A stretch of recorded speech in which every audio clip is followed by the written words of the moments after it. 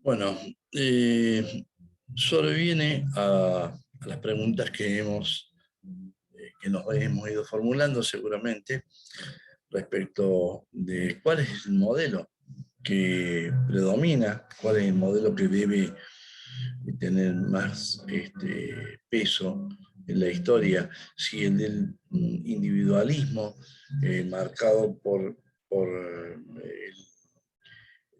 estas formas que han adoptado el liberalismo extremo, como por ejemplo el caso de Fukuyama, este, muchos políticos argentinos también, ¿no?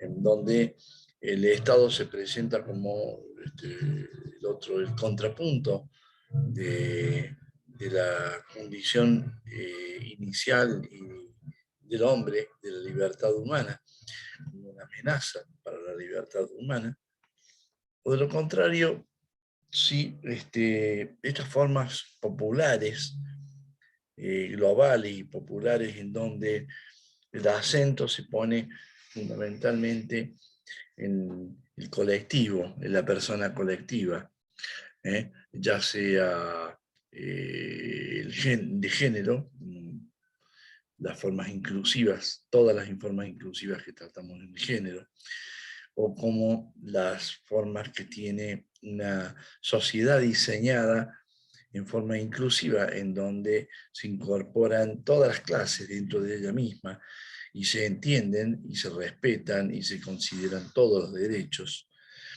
y en donde por supuesto que finalmente todas las razas también tienen lugar para un modo global de existencia.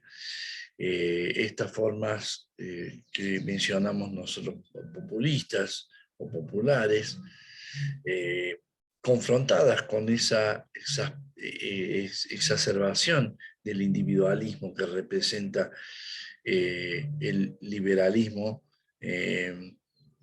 planteado como eh, una disputa irresoluble entre el individuo y el Estado, porque así se plantea, por lo menos la plantea las formas del liberalismo extremo, ¿no es cierto? Eh, entonces nosotros pensamos cuál sería la tendencia en la que termina estas formas del quehacer y de la construcción histórica, social y política que tiene en lo comunitario. Y bueno, nos encontramos con que habría que aceptar determinadas proposiciones, como por ejemplo las que señalaremos ahora.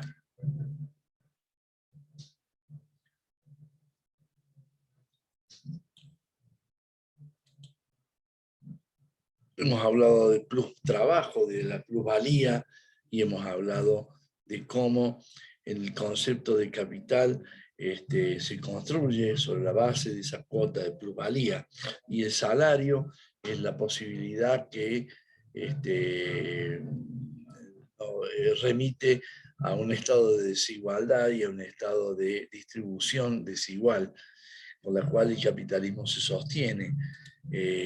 Hemos hablado de una crisis del capitalismo por la superproducción de la misma y la generación de un ejército de reserva en él. Hemos hablado de una fase imperialista, como una última fase del capitalismo, siguiendo a Lenin. Podemos también distinguir dentro del capitalismo la fase monopólica y la fase monopólica de Estado, en donde el Estado mismo termina sirviendo como mecanismo de reproducción para la acumulación del capital, en donde el mismo Estado le sirve al capitalista para su acumulación de capital a través de la venta del servicio de capital privado. Hemos hablado finalmente de la lucha de clases y de que el materialismo histórico es un instrumento que posibilita reconducir el odio de clase en expresión política, transformada en lucha consciente por el socialismo. Hemos dicho también que los movimientos democráticos sirven como una especie de instancia de movimientos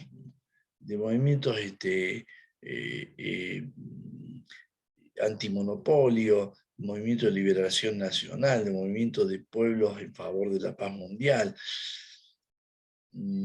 Finalmente, hemos logrado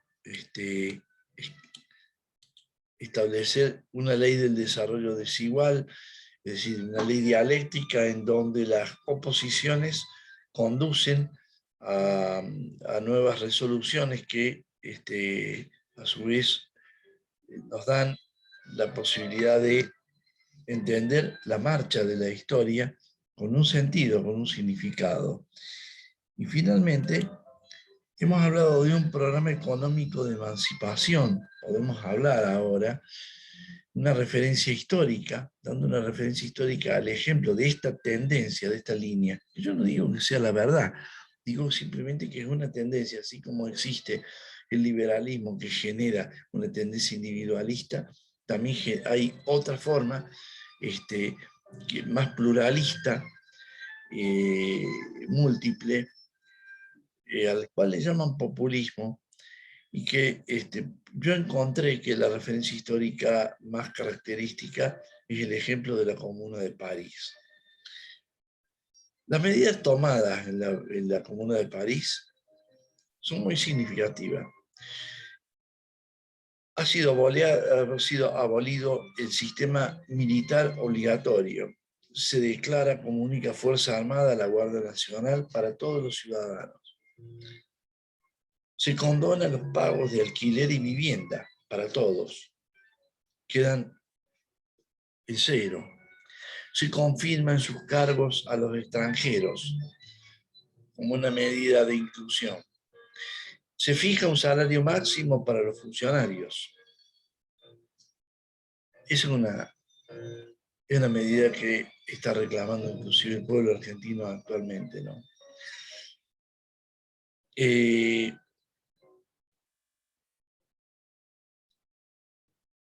Se decreta la separación del Estado y la Iglesia, suprimiendo las partidas de subsidio con fines religiosos. Un modo también de democratizar la renta. Se declaran como bienes del Estado a las propiedades de la Iglesia. Ya ocurrió algo similar en la Revolución Francesa. Y después terminó en el concordato de la Iglesia Católica firmado por Napoleón Bonaparte, nuevamente reintegrándole, sin bien no el patrimonio, el prestigio, en el concordato que firma Napoleón Bonaparte con la Iglesia. O sea que vemos que hay todo un mecanismo de resistencia dentro de la historia. La historia no siempre se resuelve de un modo tan ejecutivo y tan inmediato, sino que siempre tiene que pasar por instancias de inmediatez que le hacen posible su realización o la realización de sus resultados. El concordato de París, el concordato de Francia de Napoleón es una muestra de cómo hasta Napoleón tiene que ceder a determinada composición de figura y de representatividad que tiene la Iglesia, si bien no devolviéndolo su capital, sí devolviéndole su prestigio. Se designan fondos cooperativos y empresas recuperadas para los obreros. Fíjense qué similar que son estas medidas y que guardan tanta similitud con algunas que hoy se nos ofrecen dentro de las formas de lucha y de resistencia popular. No digo de que sea correctas ni que ni que haya que examinarlas como definitivas, simplemente hay que admitirlas como existentes. Y eso de algún modo nos hace ver la importancia de contrastar estos dos modelos. ¿Por qué contrastamos el modelo del neoliberalismo y este otro modelo? Se los dejo a su consideración.